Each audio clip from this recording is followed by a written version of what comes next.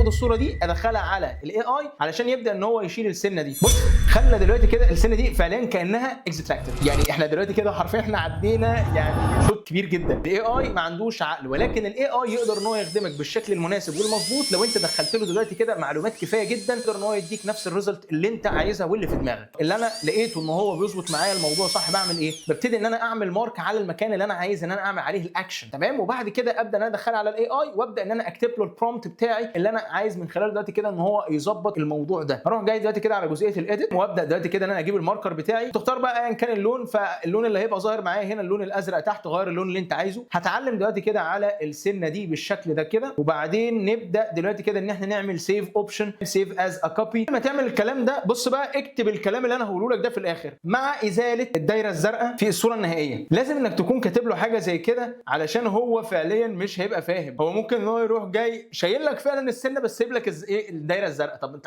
عملت لي ايه؟